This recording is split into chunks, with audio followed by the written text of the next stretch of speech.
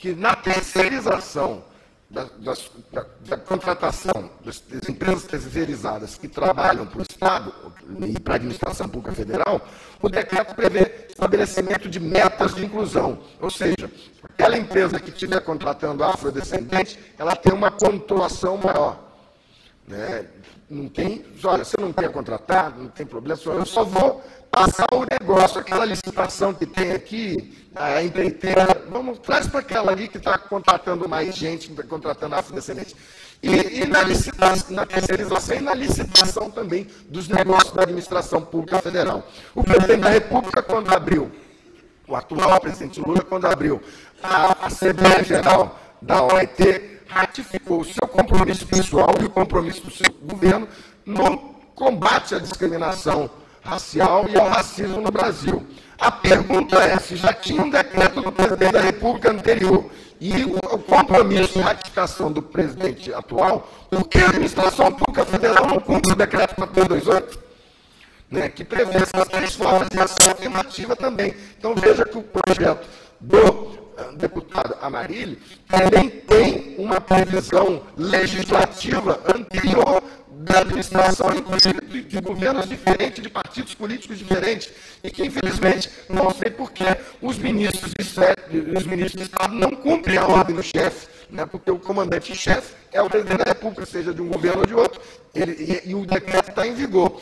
E por conta disso, nós somos ao Supremo Tribunal Federal, o Instituto de Advocacia Racial Ambiental, a Federação Nacional dos Advogados, o Sindicato dos Petroleiros de Sergipe e Alagoas, e mais a FABRAS, a Universidade de Zumbi dos Palmares, fomos ao Supremo Tribunal Federal pedir a notificação dos 37 ministros do Estado por ato de improbidade, uma vez que improbidade não é só se apropriar de recursos públicos, não, mas também é aquele que tem a obrigação de cumprir a lei, cumprir a ordem administrativa, não cumprir. Então, só em não cumprir, os ministros do Estado já estariam em ato de improbidade. Estamos lá discutindo com o Supremo Tribunal Federal, o Supremo Tribunal Federal entende que nós não podemos fazer isso lá e quer mandar para a vara comum. Eu acho que quem é o guardião da Constituição, dos tratados internacionais, é o Supremo Tribunal Federal. Então, estamos acabando de 37 decisões dele, não deixando notificar os ministros, e vamos também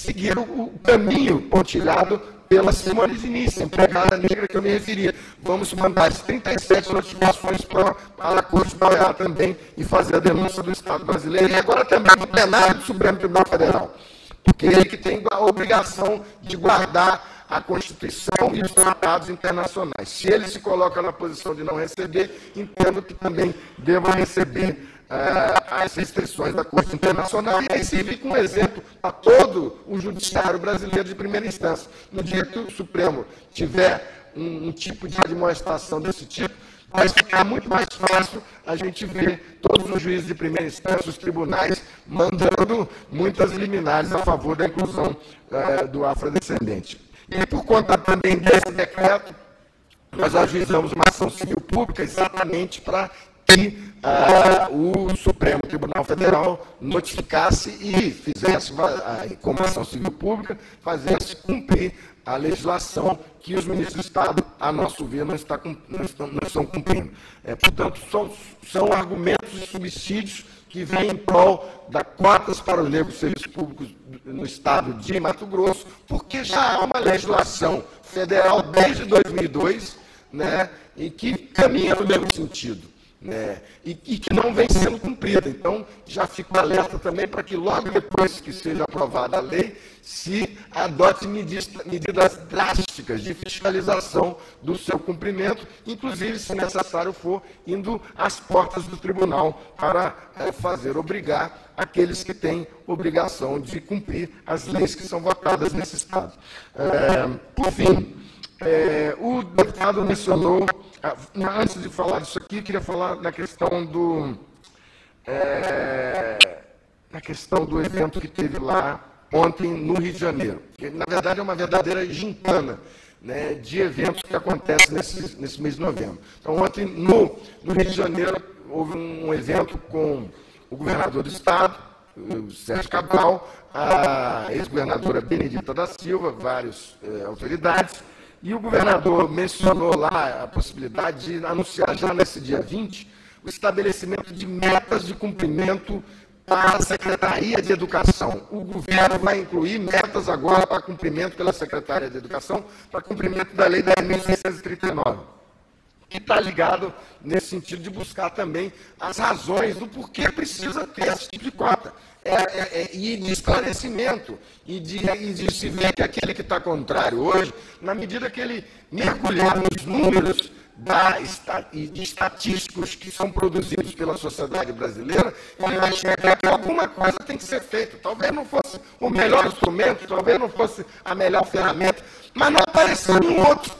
Não apareceu nenhum outro, e aqueles que são contrários não têm a capacidade de dizer: eu sugiro que se faça isso. Partem sempre para uma universalização vazia e sem nenhuma motivação nos fatos que ocorrem na vida real, que até o ex-presidente Sarney, no estudo publicado, disse o seguinte: todos os brasileiros melhoraram nos últimos 50 anos. Quem estava no campo veio para a eletrificação, conseguiu-se saúde, trabalho, educação, inclusive os negros.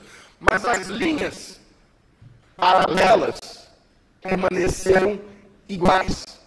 Então, não há como você fazer a modificação desses números de exclusão da sociedade brasileira para com afrodescendentes, que não seja por uma intervenção direta do Estado e com seus poderes constituídos, o poder legislativo, o poder judiciário e o poder executivo, que são os poderes constituídos da República, de acordo com a Constituição. Então, o estabelecimento de metas de inclusão para a Secretaria de Educação, no sentido de cumprir a Lei 10.639 ou 11.645, ou a Lei de Diretriz Básica da Educação, seria medida oportuna e que penso que iria ajudar também a questão das cotas para negros no serviço público. Bem, então, a questão de não perder a oportunidade, que foi citado pelo deputado Amarildo. Esse não perder a oportunidade é um tópico muito importante. O Brasil tem, com certeza, um capítulo, daqui a algum tempo, onde ele vai ter que discutir a questão da reparação da escravidão. Não há alternativa se ele quiser ser um país grande, um país de todos os brasileiros. Ele vem puxando essa corrente e adiando esse encontro. Jamais será um Estado grande se não incluir todos os cidadãos que estão dentro de suas fronteiras. Esse caminho da reparação da escravidão, existem algumas propostas, como foi feita por Fernando Conceição, de pagar $100 mil a cada descendente de escravo, ou pela vereadete Claudete Alves, também do partido de Vossa Excelência, deputado lá em São Paulo, que era de pagar R$2 milhões a cada descendente de africano, e existem mais outras por aí. Eu penso que a municipalização e a estadualização da reparação é uma discussão que deveria vir logo a seguir dessa questão das cotas e no sentido de apoiá-las. Porque quando estivermos discutindo a questão da reparação da escravidão, cotas vai ficar desse tamaninho. Cotas para estudantes não ficar coisas pequenas, porque a dívida histórica que foi mencionada aqui, ela é uma dívida que talvez jamais seja paga e que talvez não tenha dinheiro para se pagar. Então, não discutamos a dívida em aspectos pecuniários, não discutimos a dívida em aspectos de dinheiro, mas vamos discutir o resgate da memória, o resgate da autoestima, o resgate da lembrança dos familiares, assim como os japoneses comemoraram os 100 anos de imigração e puderam homenagear todos aqueles que vieram naquele navio que portou no Porto de Santos, como os judeus também se lembraram dos judeus que passaram aqui a caminho de Nova York, que pararam lá em Recife, e o que eles fizeram? Foram lá e restauraram, criaram uma sinagoga, do lado de uma sinagoga, restauraram a sinagoga, trouxeram o Congresso Nacional Judaico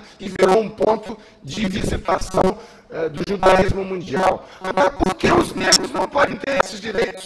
de saber quem são os seus antepassados que vieram para cá,